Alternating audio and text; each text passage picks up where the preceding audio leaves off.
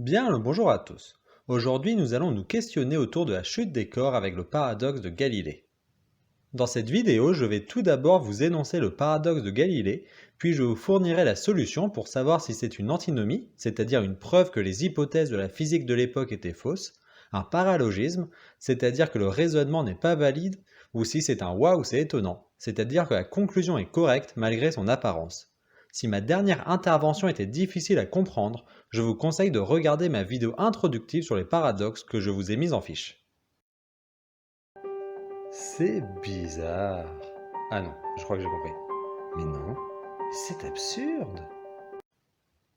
Dans la vision aristotélicienne, il est de la nature des objets lourds de tomber plus rapidement que les objets légers. Cependant, Galilée n'est pas en accord avec cette vision. Son paradoxe est une expérience de pensée dont l'objectif est de démontrer sa vision.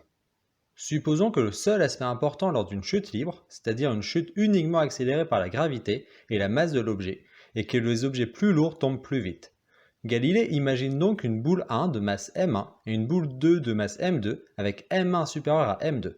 Dans ce cas, si on lâche les deux boules de la même hauteur au même moment, alors la boule 1 atteindra le sol avant la boule 2. Il imagine ensuite que l'on accroche les deux boules avec une ficelle qui peut se déformer mais garde toujours la même longueur. Dans ce cas, si on lâche les deux boules, maintenant attachées, de la même hauteur, alors la boule 1 ayant une masse plus importante que la boule 2 aura une vitesse plus importante. Ce qui fait que si la chute libre est suffisamment longue, alors à un moment la ficelle sera totalement tendue. Le paradoxe survient lorsque l'on se demande à ce moment est-ce que l'ensemble accélère ou ralentit par rapport au comportement attendu de la boule la plus lourde. Je vous laisse mettre pause pour réfléchir à cette question. De premier abord, il semble évident que la boule légère sera accélérée par la boule lourde, mais en même temps que la boule lourde sera ralentie par la boule légère, de sorte que l'ensemble aura une vitesse comprise entre celle de la boule lourde seule et celle de la boule légère seule, une sorte de moyenne. Mais d'une autre part, le nouvel ensemble obtient une masse m1 plus m2, ce qui est bien évidemment supérieur à m1. Donc, d'après l'hypothèse que les objets plus lourds tombent plus vite, ce nouvel ensemble devrait avoir une vitesse plus grande une fois que le fil devient tendu. Nous avons donc deux raisonnements différents, l'un disant que l'ensemble juste après que le fil soit tendu doit aller moins vite que la boule lourde, et un autre disant que l'ensemble doit aller plus vite. C'est un paradoxe. Je vous laisse mettre sur pause pour que vous puissiez réfléchir à ce paradoxe pour savoir ce qui pose problème.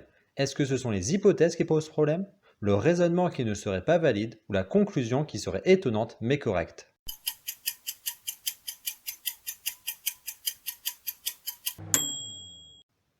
Le résultat étant vraiment contradictoire, l'ensemble ne peut pas aller à la fois strictement plus vite et strictement moins vite, c'est soit une antinomie prouvant que les lois aristotéliciennes du mouvement sont erronées, soit un paralogisme.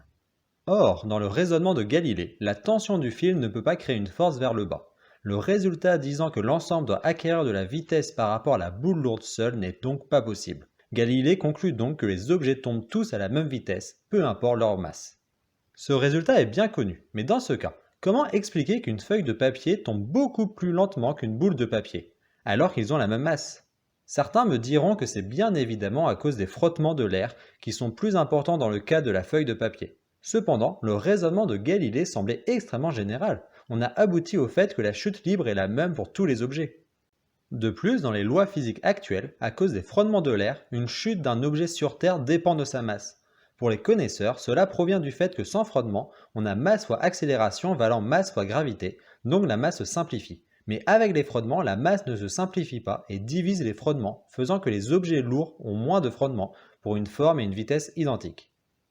La fameuse expérience où Galilée aurait prouvé sa loi de chute des corps en faisant tomber deux objets de même forme et de masse différente du haut de la tour de Pise pour prouver expérimentalement qu'ils tombent en même temps n'a jamais eu lieu puisque avec les frottements de l'air, l'objet plus lourd serait tombé avant, semblant invalider sa théorie. Les objets plus lourds tombent bien plus vite dans le formalisme de la physique contemporaine. Mais pour deux boules de même taille mais de masse différente, dans ce cas nous pourrions refaire le paradoxe de Galilée avec de l'air. Autrement dit, à la fois l'expérience de pensée de Galilée semble indiquer que la chute libre est indépendante de la masse dans un cadre général, et à la fois nous avons vu qu'en présence d'air, la chute libre dépend de la masse. Ce nouveau paradoxe peut être appelé le métaparadoxe de Galilée. Quel est le problème?